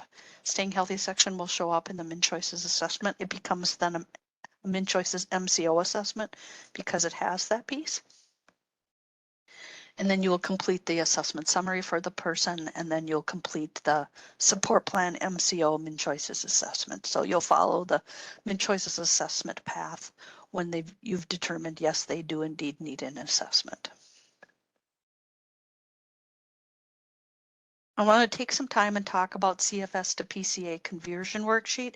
And the reason for this is CFSS has been built into MnCHOICES application. It does program eligibility for CFSS, but as we know, CFSS and the MnCHOICES application aren't likely to be launching at the same time. And so we just wanted to talk you through that this document does exist. You currently can't see it in the MnCHOICES training zone. We're working on trying to make it available to you. And I just wanted to show it to you so that you knew it existed as a way to kind of maybe allay any concerns that you might have. So what this document has available to it is the instructions on the front and then different tabs that you'll click on that will then identify the assessment worksheet, provide you instructions, help you to do the conversion, which is basically have the correct scores and to give you your home care rating. So what will happen is you'll go into the application and you'll pick the form category assessment and you'll pick form CFS to PCA conversion worksheet. We've added a little bit about this in the training modules as well. And so you'll make that selection.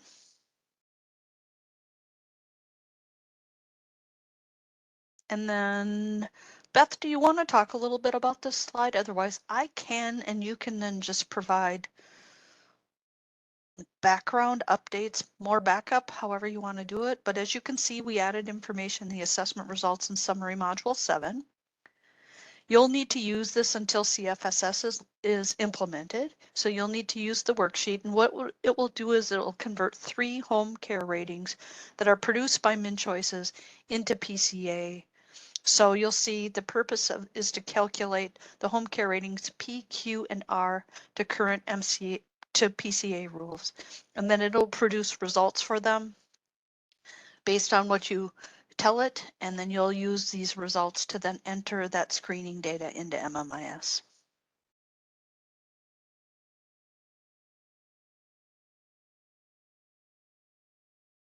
So again, this I already showed you where it is. It's currently not in MTZ. We're working to have it be available, but we wanted you to know that it existed.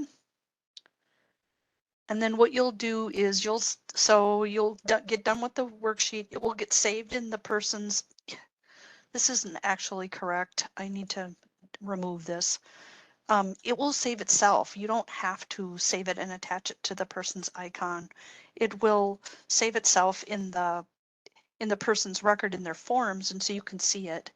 If you'll need to make any distinguishable changes to the LTC screening document because the scores are going to show for CFSS, and then you can enter into MMIS, and then you'll have it as a reference, and then you'll attach it to the person's assessment when you send it to the person.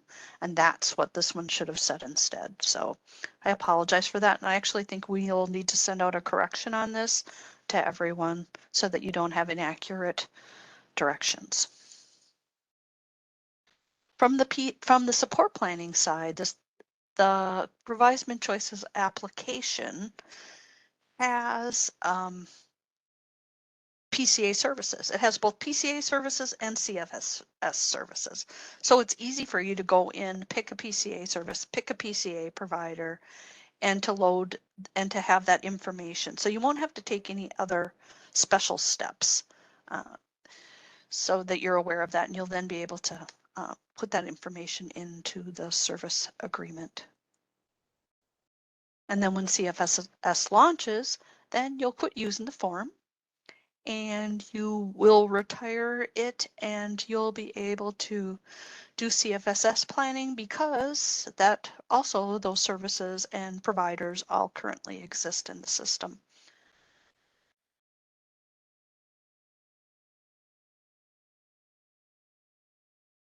Yep, and that's basically what this last piece said. I just wanted to make sure I didn't go through it too fast.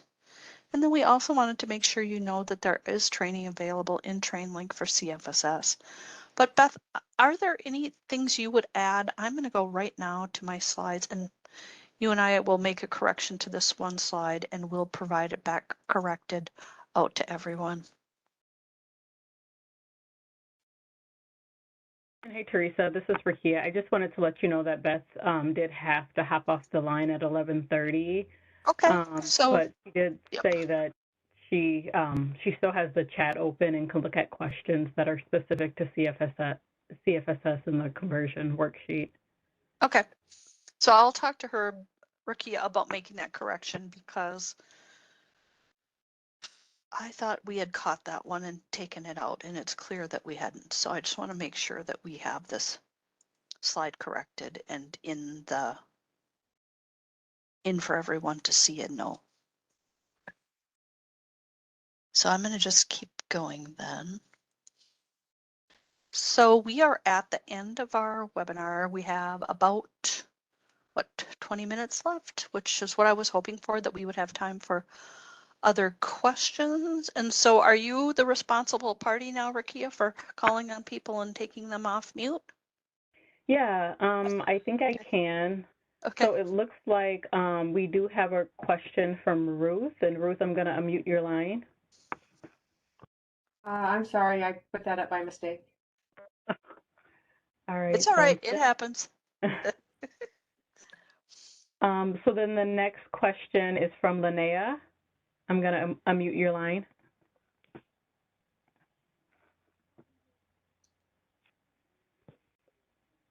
Linnea, you are unmuted.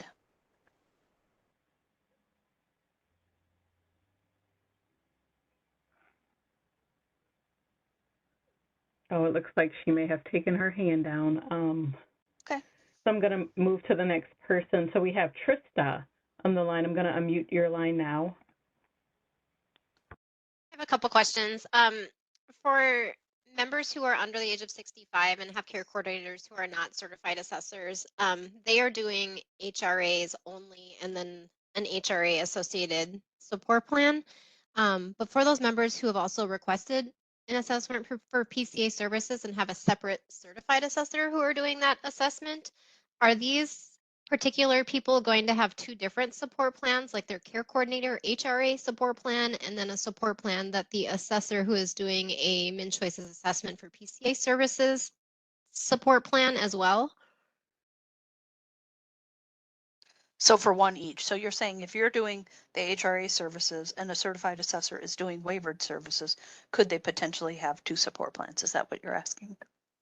Yes, or even if they're just PCA only, they have an assessment and are eligible for PCA only and are not on a waiver, are there two different support plans that are happening, one for the HRA and one for the, I don't know if that would be the CFSS support plan or what support plan that is, but would they have two different support plans?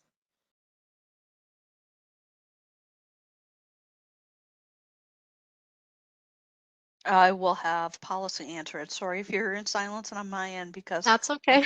I try not to answer policy related questions and stick to training and functionality. So okay. This is Deborah, and I work with SNBC. Yes, the person would have two separate support plans and two separate assessments. Thank you for the question. I also have a question on profile contacts. What if a person, a particular contact has multiple roles, like a spouse who is also an informal caregiver? In the training zone, I could only select like this is a spouse. I can't select that they are a spouse and an informal caregiver. Do they have to be listed twice as a contact with each role that they play? What we recommend that you do in that instance is informal caregiver is probably the most important piece to put as an instance. So you would mark them as informal caregiver and in comments put that they're also the spouse. The same would be true if someone were a guardian or a parent. You'd pick guardian and in the comments put this is the parent. Okay. Um, the caregiver assessment at the end of the LTCC that we work on currently, is there a built-in caregiver assessment in the MnCHOICES revised application?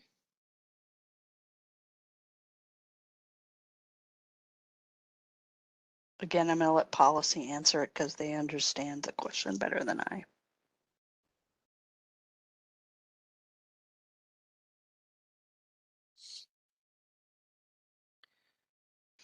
Yeah, the caregiver assessment, somebody here needs to use the right term, but it is, I don't think it's built in as the question, but is it a document in the help center? I'm not using the right terminology, but yes, you still have access to the caregiver questions. This is Sue. I'm not good at using maybe somebody else. Is it when we It's not open the different. form for the MnCHOICES assessment form, is it integrated in that, or is it a separate form somewhere? Yeah, and this is for Kia. I do think it's a separate form that you Yes. would still access in eDocs, actually. Okay, so Yeah, that's right. not going to be, that's something we'd have to do separately Correct. outside of MnCHOICES. And when we're working with people who have PCA services, I'm looking at the support plan form options and program options, and I'm not seeing like MCO MnCHOICES assessment support plan as an option when I'm in there. I don't know if I'm doing something wrong. I see like all the waivers listed, and I see CFSS support plan listed. Are we supposed to be using the CFSS support plan for program? Yeah, so here, let me show you. It is in, we added it in, it's in training, but it isn't, whoops, hang on, sorry. It just isn't, I'm gonna just log in over here so you don't have to watch me clunking around. You will choose other. So when you look at that programs list, you'll choose other, and then that will make available what you need for services for the HRA. Mm-hmm. Okay. So when CFSS launches, would we switch sorry. then over to the CFSS support plan rather than using other, but for now it's just other? No, I don't want to answer that incorrectly. So I'm going to back up a second because I'm afraid I wasn't clear. I was thinking what you were talking about is you're creating a support plan HRA, but what you're talking about is you're creating a support plan for PCA services and you're wanting to know which program to pick in the program list. That's what I'm hearing you ask. Yes. Sorry, I was misunderstanding what you were asking and I don't want to answer incorrectly. Complicated to ask. well, no, it was just more about I just didn't want to give you the wrong answer. So, does somebody want to take that one?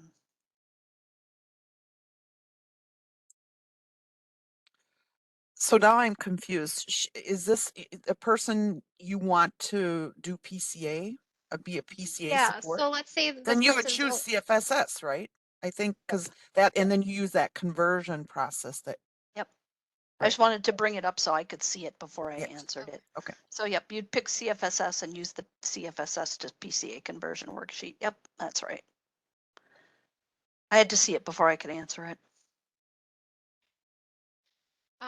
My last question was in the support plan about me section. There's several areas where we can list a care coordinator, like under my care team and in support team members and my supports. Are we supposed to be listing ourselves 3 different times in each of those sections?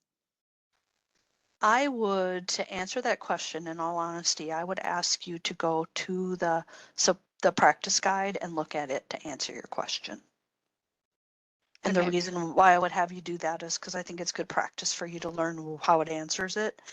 Because you're going to have other people in your agency who are going to be asking you similar questions, and it'll just help you to be familiar with it and how to find answers. So it's called practice guide. Yeah, so there are different practice guides for different forms. I'm just going to go to the help center quick. Oh, I was already there. And what the practice guides do is they go through an answer for each field, right?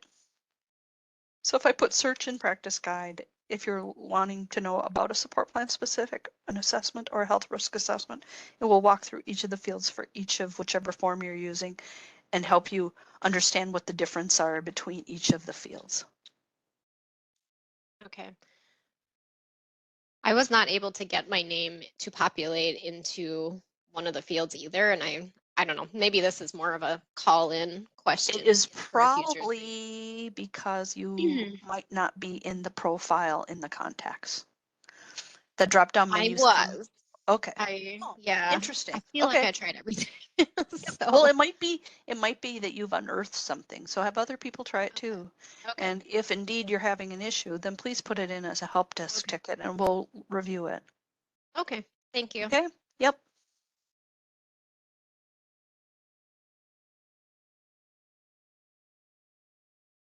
Okay, and then our next question comes from South Country.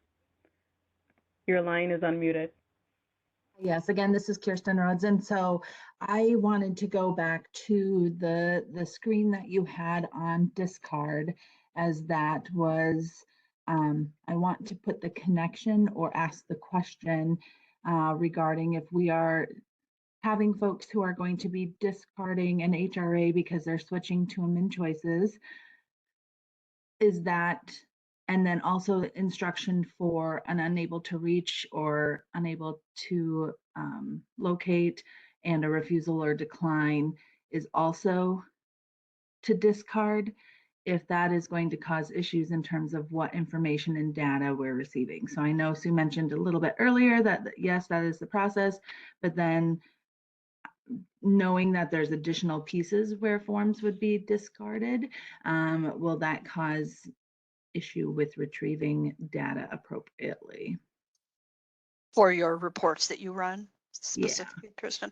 Thank you. Just wanted to clarify for the audience. Yeah, I can speak to that a little bit. This is for Kia. And so when you go to run a report, when you're in the MnCHOICES application and you go up to your reports, there is a way for you to filter by the discarded assessments. And then once you have that filter up, that populates all of the assessments that were discarded, you could look at your assessment results field to differentiate why the assessment was discarded. And so it's just a matter of pulling out some of the filtering when you select discard as an option. So there is a way for you to filter out which assessments were discarded because the assessment results was that the person declined or that they weren't able to be located. You would just have to pull that out when you're filtering by the discarded assessments. So though, if we're looking for just data that then our IT systems put into some sort of workable data and understand, am I hearing correctly that the reports are going to have to be pulled all separately? Because if we're just doing an all data report and are looking for it all, we wouldn't be able to differentiate that without doing that separate selection that you were just mentioning. Rakia, is that something you need to bring back and talk to Tashi about and do it at the care coordinator meeting? Well, and I think there's separate meetings. This is Sue. Tashi's having meetings with the MCOs on the how to pull the data. I think it really comes there. And I think what Rakia is saying is that you can look see at the your data. discard. You can see the discard, but then you can also see the assessment results. And so in that all data, there is a way of doing that. But I think, you know, this is really down in the data weeds that it's with our systems people. And so you should probably have your system staff talking to Tashi directly about that. Yeah, and he's really hoping that MCOs will be reaching out to him to talk through their Right. data reports. And he has volunteered to have individual meetings with MCOs, and he has been doing that. So you may want to reach out and do that with him as well for your plan. Okay, and then I think we had a separate question we had written into the help desk on regarding, and maybe it hasn't officially been submitted, but it's been being talked about, and it still has to do with that kind of discarded in the information. And so again, if this is not where it is, but we had talked about how for MCOs, that's why I wanted to ask about it here, you know, we track the attempts for an unable to locate or unable to decline, and that had been given guidance in a different forum that would be in progress notes, but I don't know that that is anywhere specifically for care coordinators to find that information. So is that also going to be clarified somewhere, or then is that going to be able to be pulled over on data? So I know that data question is a separate question, but is there going to be guidance or information updated in certain areas that would advise that that's where that information needs to be potentially stored, is in progress notes? And is that something that you guys want to take back and then contact Kirsten and provide more information? Do you feel like you can do that right now? Well, this is related to needing to talk with Tashi about what is exactly in that area. Okay, so that would still First, be on and the IT side, but I'm just yes, wondering, because yep. guidance for MCOs, And and we have folks on the plan about that, and there isn't anything currently that I've seen that says that that is the guidance to care coordinators, is to enter that information in that location. So that's why I wanted to bring it up in that kind of context. And then we'll talk more about that as well. Thank you. Perfect. Okay. For reminding us about that. Thanks. Thank you.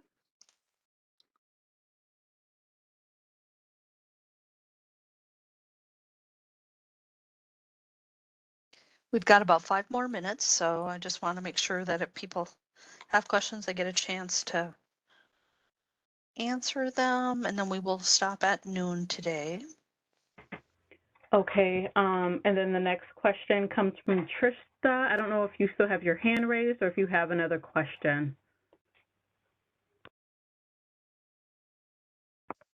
Okay, and I see she just lowered her hand. So, Giovanna, I'm going to unmute your line.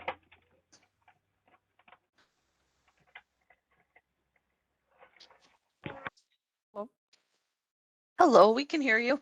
You're good. So my question, this is more of a comment. I'm an initial assessor and I work in a team of initial assessors, both over 65 and under 65. And my concern is with the time frame that we're allowed to still work in the old system come April because of the eligibility updates that are happening, especially in the older population. Over 65, eligibility updates are more of a rule rather than exception. And that we have to keep the initial assessment alive for more than 90 days often. Very extremely, it happens 150, but that's very extreme case that still, I'm a little worried that come July, the old assessment will be off. And then I'm not really sure how we'll manage that on one side. Will we have to do a brand new, completely new assessment for people? And also then, in some cases, it is important to keep the initial assessment span alive because of their assisted living status. So payments for assisted living, all that would have to be backdated. Can we then just make an entry in MMIS as an eligibility update, even though there is a quote unquote brand new assessment in a new system? I'm not really sure how that would work. So, Amy Alexander, are you on? Can I pick on you? Yeah, I think Amy would be the best one to speak to this, and I think she had to drop off at 11:30 as well. Yeah, I know that eligibility updates are spoken about in the practice guide, MnCHOICES assessments. I have an idea what the answer is, but I'm so afraid that I will not give it to you accurately because I am not a policy person. So Okay, I maybe would we can I would try. ask you to go to the practice guide and look at the MnCHOICES assessment practice guide to see if it answers it, and if not, you're welcome to submit it in through the help desk. Okay, thank you. All right, thank you. And so then our next question comes from Jennifer. Jennifer, your line is unmuted. Yeah, I just have a question to make sure that I'm thinking and processing this correctly. So when we have a new member come on the health plan and we don't know if they want services, elderly waiver or PCA, so we start with the HRA and then discard that during the assessment and go to the MnCHOICES, is that correct? Yeah, that's what the directions were in the slide.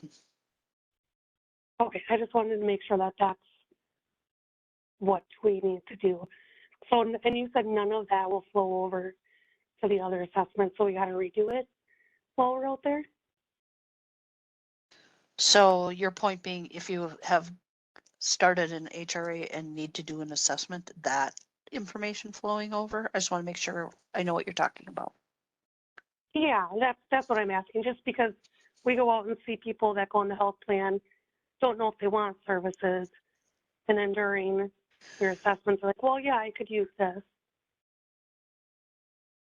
So I think the question is going to be, when will you discard it, right? So let's say this is really about workflow at this point. I would think, and again, folks, hop in and don't let me go a place you wouldn't want me to go, but I'll only speak from a functionality standpoint. If I'm out doing an assessment and I determine while I'm doing an HRA, a person needs an assessment, I would bring up the assessment and I would complete the fields for it. I would leave the HRA as it is. I would come back to the office, maybe transfer what information I need over and then discard it.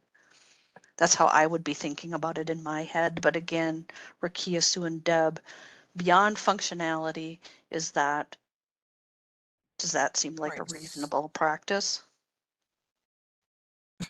I would agree. And that's what I was thinking, in some ways, it's over time, but, it's, remember, the assessment isn't you sitting and just asking questions. It's having a conversation with a person, and you can have some preliminary conversation with a person to help you decide which one you should start with.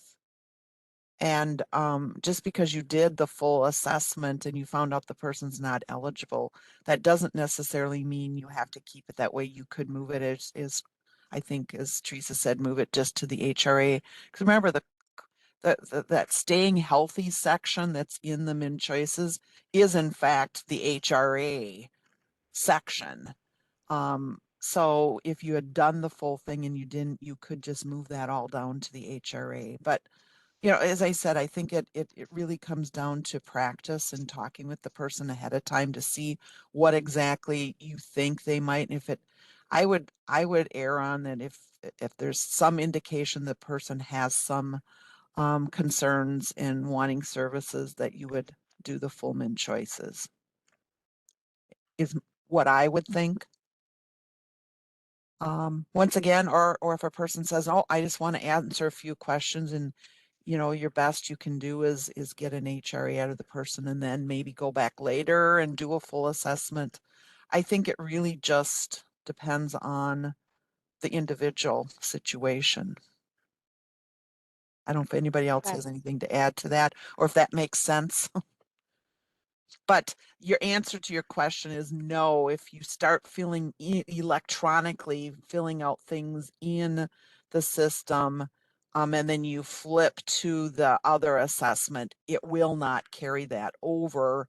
Now, that doesn't necessarily mean, I think, that you have to re-ask all those questions. You could, you know, fill in the electronic tool when you get back at the office. Okay. Is that helping you? Yeah, yep, it does. Okay. Thank you.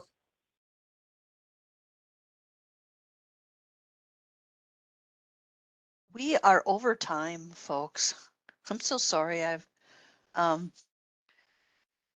looking at my clock on the little tiny screen on the side, and we are at 12:03 already. I think we should go ahead and end today's call, but I first just want to remind people where you'll find today's webinar. It'll be on the Disability Division Training Archive. If you click on MnCHOICES, it will take you down and you will see a list of the trainings, the recordings, and the PowerPoints.